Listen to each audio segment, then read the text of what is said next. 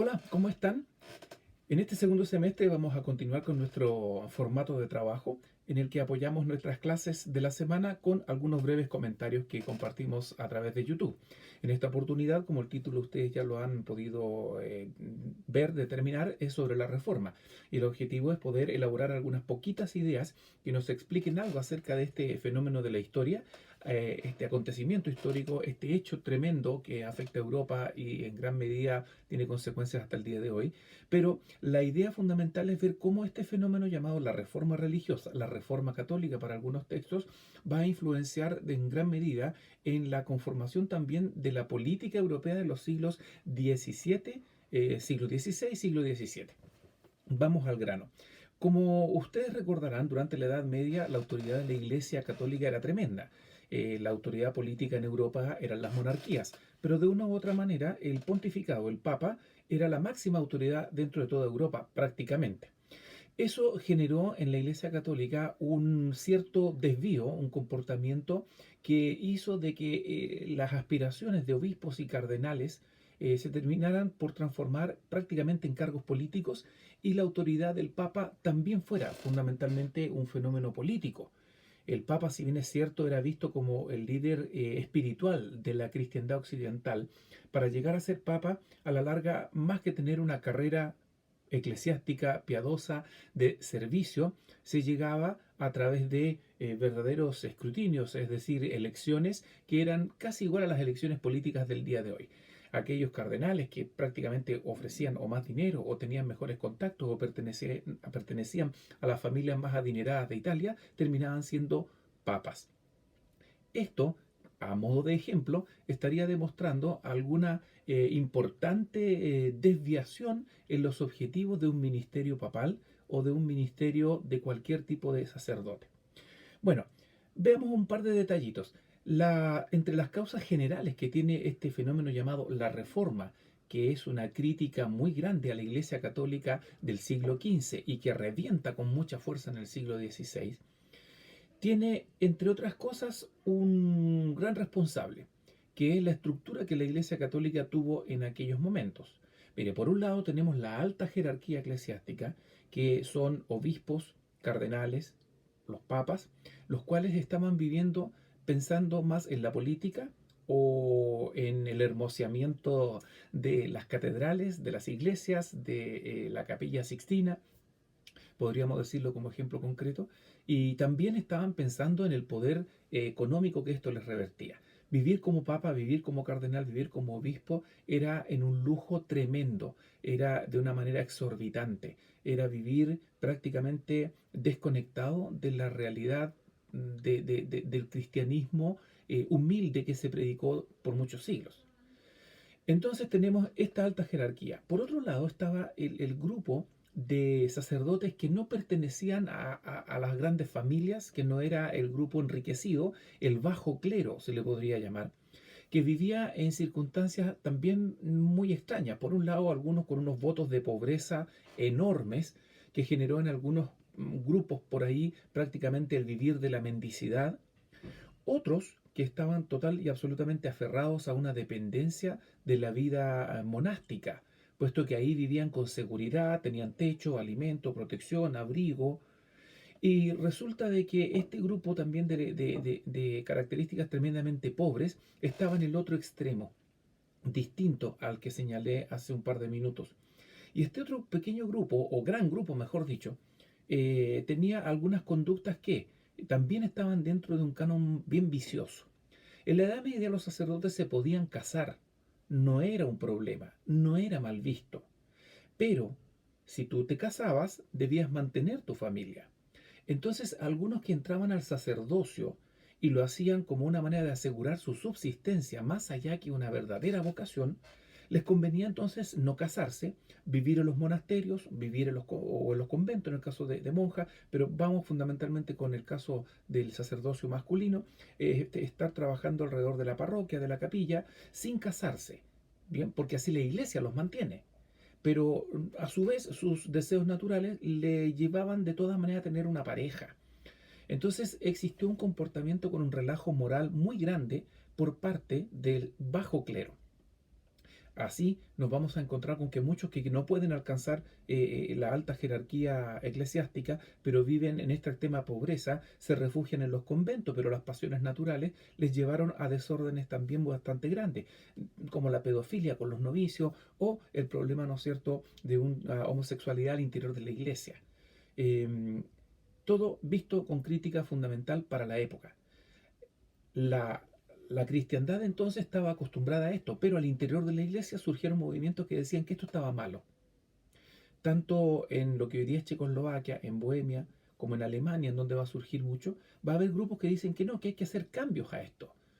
Que no se puede continuar sirviendo a Dios de esta manera, sirviendo al prójimo con este desorden y descuidando lo que algunos pocos sí hacían, que era la hospitalidad, era, como podemos decir, la misericordia hacia los más pobres, la ayuda hacia los que no tenían nada.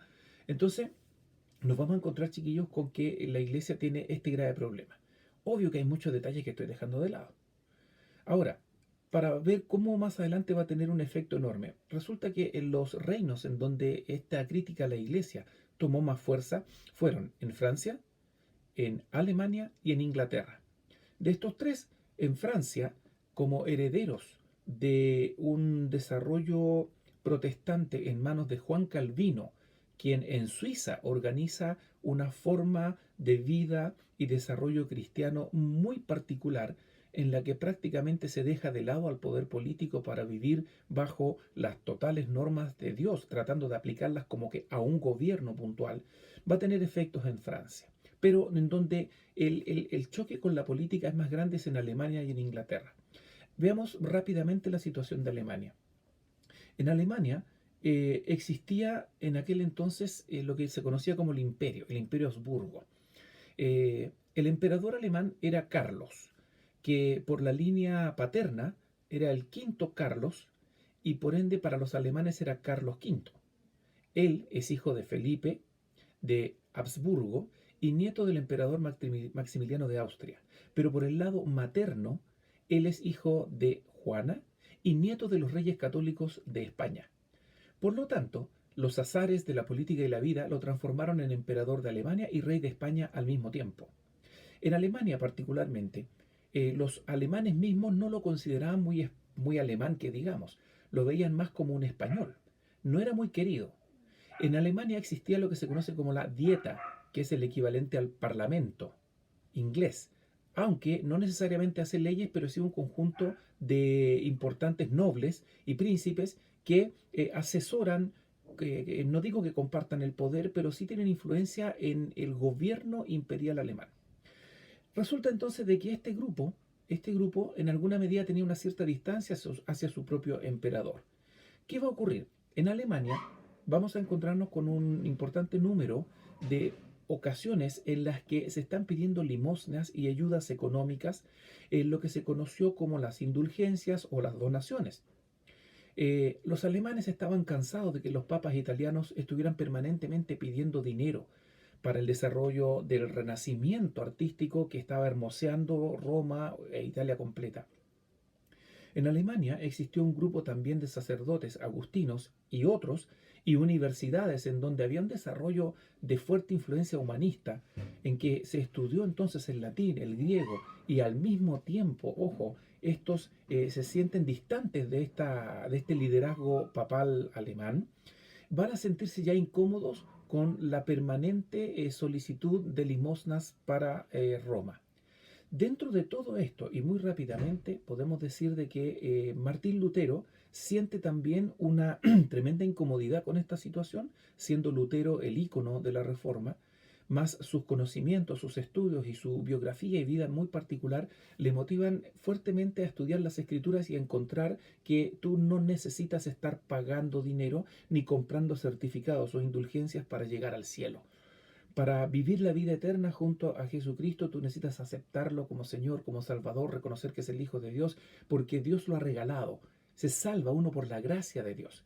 Con eso y ese pensamiento, Martín Lutero choca fuertemente con la jerarquía católica y va a encontrar apoyo en los príncipes alemanes, que al encontrarnos con un emperador muy católico, estos príncipes alemanes ven en Martín Lutero y el luteranismo y sus ideas una manera de marcar distancia con el emperador alemán y generar una cierta pugna, una rivalidad política, aprovechando este impulso religioso de Martín Lutero en Alemania, que va a tener cada vez más seguidores a partir de 1517, 1520 en adelante.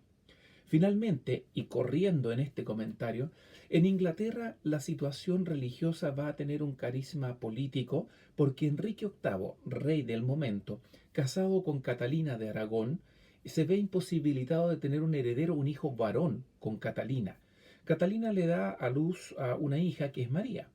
Enrique VIII, que por un lado, con una visión política, preocupado porque no tiene un heredero varón, era algo mujeriego también, digámoslo, y en sus amoríos con Ana Bolena va a pretender divorciarse de Catalina.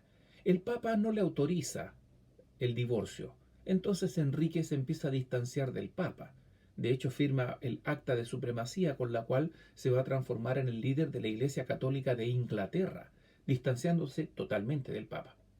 Luego, Enrique VIII, les cuento que al lograr el divorcio con apoyo de algunos obispos y cardenales ingleses, va a echar a andar lentamente, sin pretenderlo, una iglesia inglesa. Enrique VIII va a quedar defraudado por los azares de la vida, puesto que Ana Bolena va a darle una hija que es Isabel. Enrique VIII busca también el divorcio y finalmente llega la muerte propiamente tal de la misma Ana Bolena. Más de algunos de ustedes esto lo sabe y lo ha visto en excelentes series de televisión o documentales. Pues bien, para terminar esta parte les digo que ya prácticamente un tercer matrimonio, va a terminar con que Enrique VIII finalmente logra tener un heredero varón, que es Eduardo, pero Eduardo murió muy joven. Luego asumió en este caso, su hermana, María, que era tremendamente católica. Y así se provocó una suerte de práctica, de casi una guerra religiosa al interior de Inglaterra. Tiempo después, María fallece y asume Isabel, la hija de Ana Bolena, quien finalmente y después de varias décadas va a lograr que en Inglaterra exista un poder político centrado en la monarquía con su parlamento y una iglesia anglicana, una iglesia para Inglaterra distanciada del Papa, que como ven se originó más que nada en un tema político y de amoríos del rey. Algunos otros comentarios los haremos directamente en nuestras clases y en los apuntes y materiales que les vamos a pedir que lean dentro de esta semana. Muy rápido, muy superficial, apenas un par de ideas, pero para que logremos llegar al objetivo final, ver que esta reforma religiosa va a afectar la estructura política de Alemania, de Francia, de Inglaterra, y la reacción católica le va a dar muchísima fuerza y muchísima autoridad a la monarquía española dentro de este siglo XVI y XVII. Nos quedamos hasta aquí, nos vemos en clase. Chao, chao.